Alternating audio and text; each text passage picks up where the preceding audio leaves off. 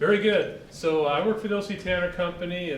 We do global recognition and engagement. We have offices all over the world. Our primary business is we help the world accomplish and appreciate great work. We provide the technology, the products and services that our clients use to express more appreciation for the great work that their people do. We have 55 sales offices around the world, 1,500 employees, 8,000 clients, 19 million people who use our software and services. And last year we had 485 million in revenue. We're shooting for $500 million this year. That's our big goal. So hope you're all keeping your fingers crossed for us. It's a tough one to cross. And we've been on the Fortune 100 Best Companies to Work for 2 years. And honestly, I believe that the things that I'm going to talk about today in terms of how our people connect to strategy have a big part to play in some of the different recognition we've achieved. Just a couple of credibility slides so that you know what we've accomplished. We've been on the lean journey for 26 years now. It has served us extremely well. Before we began our lean journey, we were a big batch manufacturer. We like to have the largest orders possible, and now we make everything one at a time. We used to be a factory of 28 departments, and now we're organized into fully functional mini factories. Or a mini factory is about half the size of this room. You issue materials here, it runs down the cell, comes back, and it ships on this side over here. We've reorganized the entire factory that way so that once you issue material, nothing leaves the cell. No person ever has to go anywhere to get anything. Everything they need is contained in the cell. It used to take us 26 days to fulfill an order in our old system, and now it takes us 20 minutes. That's cool, right? Yeah. Right? We used to use 6 million pieces of paper a year. Everything that we manufacture is custom and unique. It has different routings, so everything had to have its own paper, and now we're paperless. Our on-time delivery was 82%. Now we're at 98%. There's no expediting, right? If you want something to ship, you just launch it, basically. And then just the last few things, our efficiency's quadrupled, our floor space is reduced by 70%. We've eliminated all the extremely toxic hazardous waste. We used to have plating and so forth. We no longer have cyanide, arsenic, lead, ammonia, all the things we used to have. We found different ways of doing it because we had to put every process right in the cell as opposed to having a contained, dangerous or dirty room, if you will. And our inventory turns have tripled. So I share all that with you so that if you didn't know who we were, I don't mean to be proud or anything, but I want you to say, okay, I got to listen to this guy. Maybe you're there. All right, so what I'm going to talk about is strategy deployment, getting strategy down to the team level.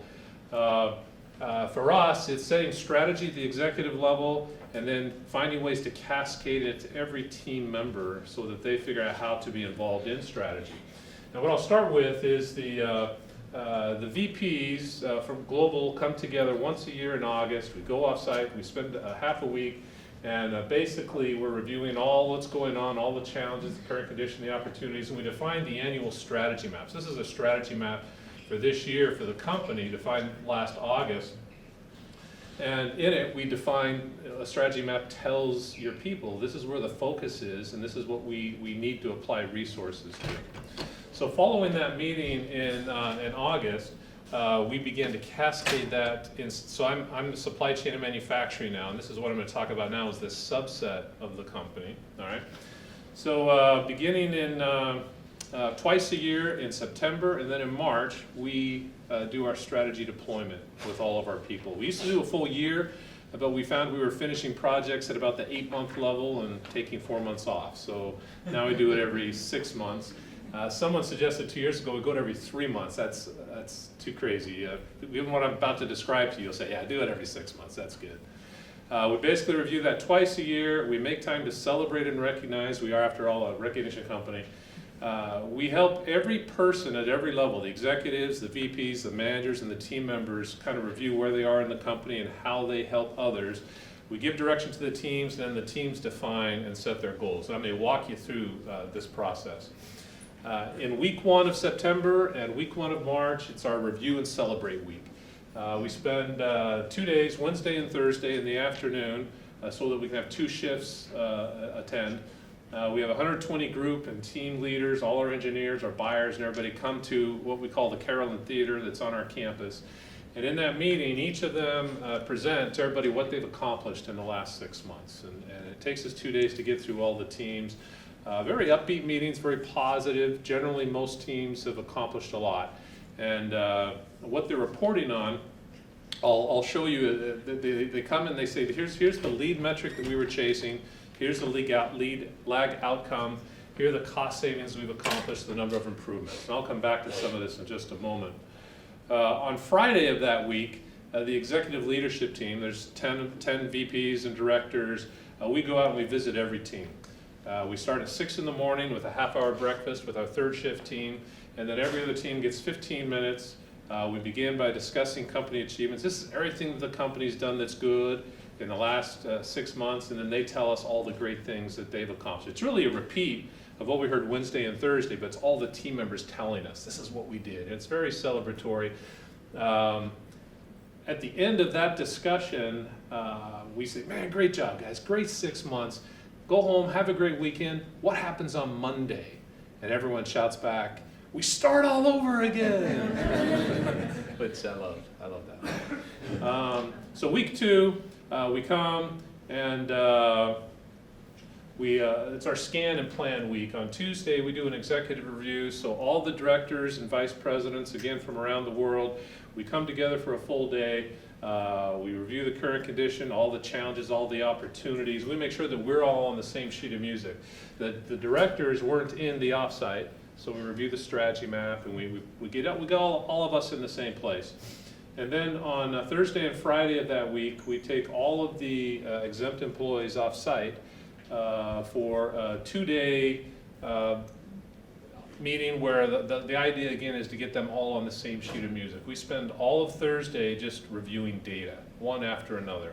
Finance comes in, marketing comes in, client services comes in, IT comes in. We hear reports from some of the different groups in our area who have things they need to focus on. We spend the whole day reviewing that cost. We review the costs.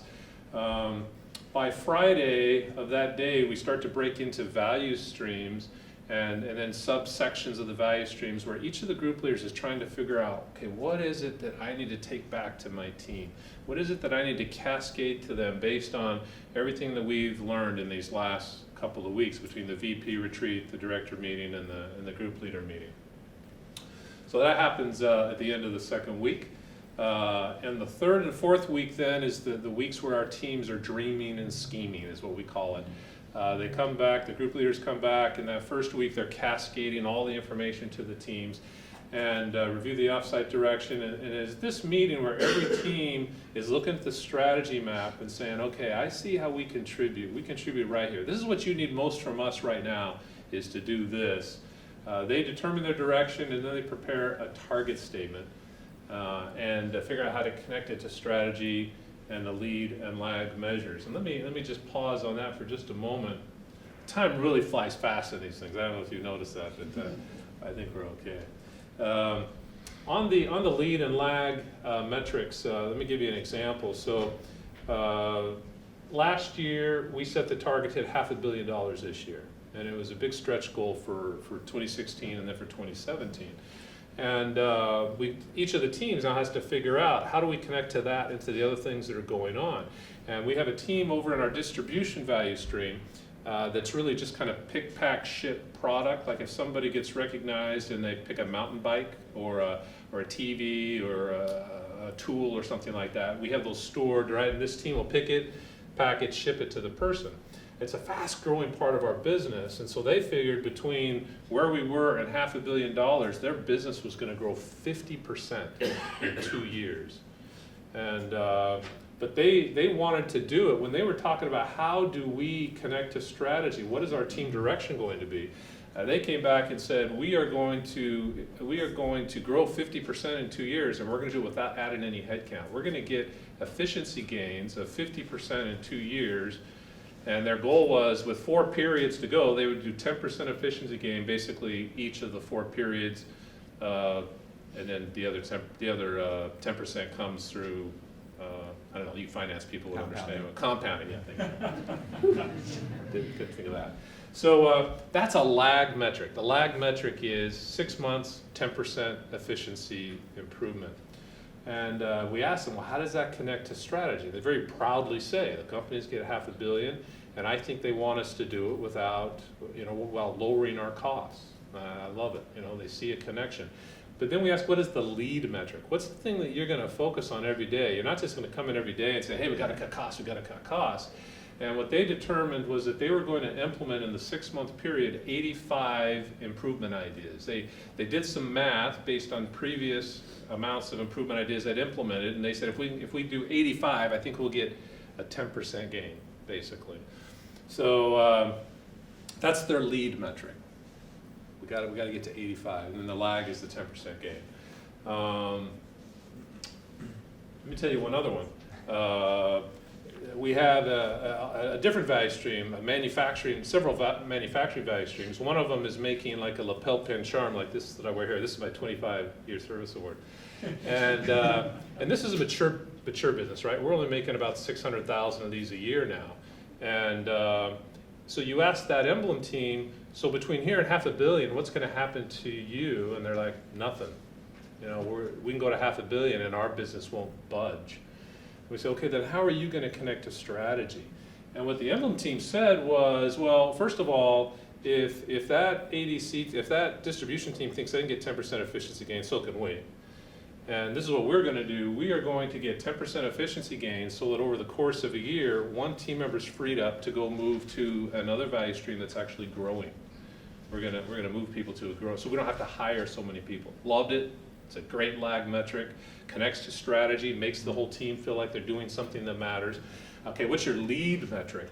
And what they chose for their lead metric was they make the product we have a little cup that's got an RFID chip in the bottom. It's the RFID chip that brings up the order information on a screen.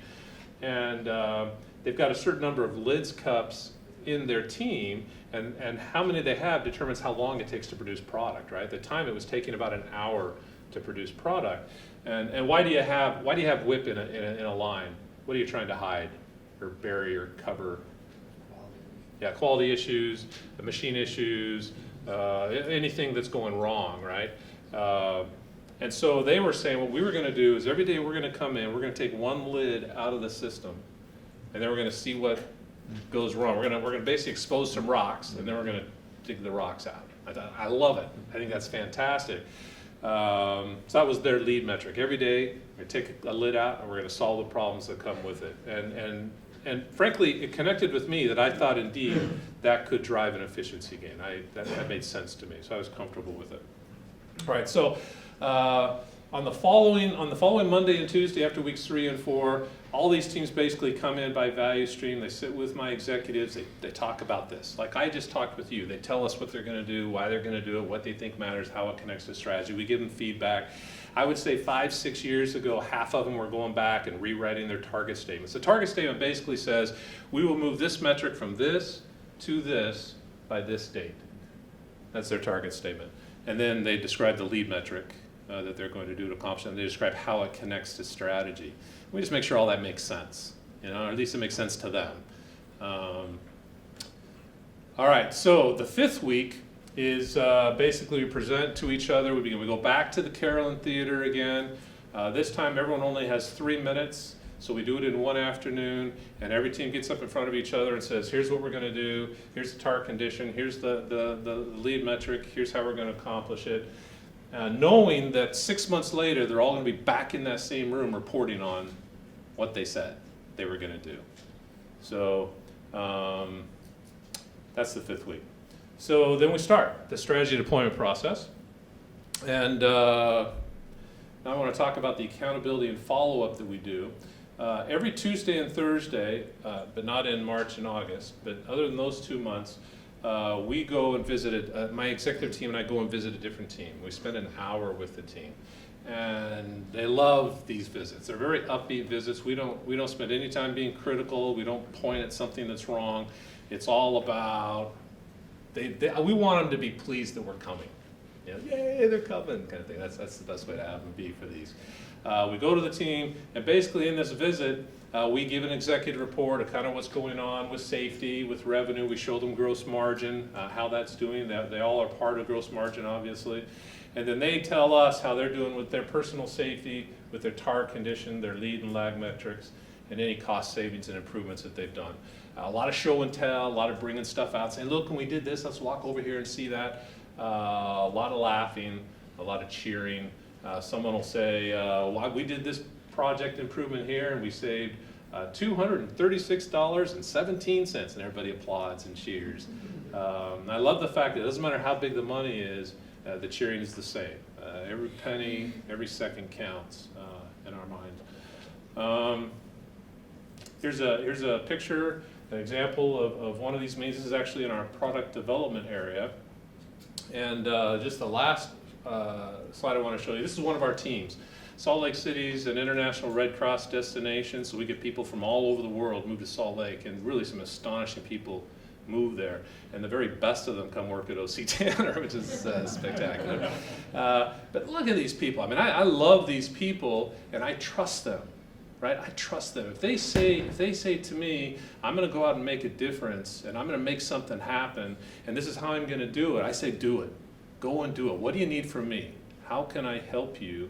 And basically all of our executive and management team work is devised around supporting their action and work. I think I have 2 minutes left. Is that, I don't know who's keeping my time. Yeah. So let me tell you how those two examples ended up in that strategy deployment period.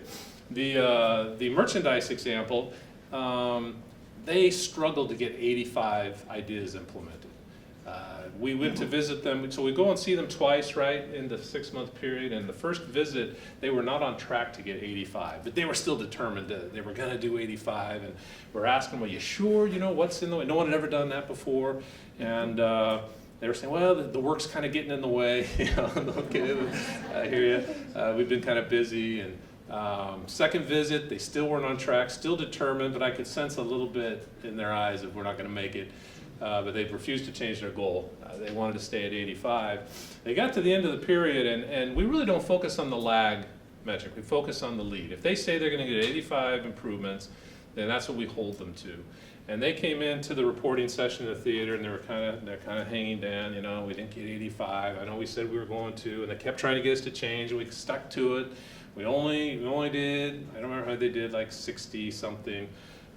Which was still astonishing, 60 ideas. It's like a 5-member team in a 6-month period. And but this is what we learned from it, and they talked about all their learnings, and almost like an afterthought, by the way, your lag metric was a 10% efficiency gain. How did you do on that? Oh yeah, we blew that away. We got 14%. So, and we like that, because the other example with the Emblem team, they actually hit their lead metric. Their lead metric was to cut their throughput time in half. So 2 years ago, if I'd been presenting to you, I would have said it took 60 minutes to go through the cell. And they cut it down to 30 minutes, and then the next period they cut it down to 20 minutes. They cut it in half, but it didn't get them the efficiency gains that they thought, which tells me that there was just a lot of fluff in there, right? We didn't need a lot of that whip. We were kind of lazy, maybe. I didn't say that to anybody. But, they didn't get the efficiency gain, but they were obviously very pleased that they had done the lead metric, and they said, we're going to do it again. And instead of freeing up one person from the team in a year, they freed up one person from 2 teams in a year. They still moved some people to the other team. So what I wish for each of you is teams that are highly motivated and engaged and helping to drive your company strategy. Thank you very much.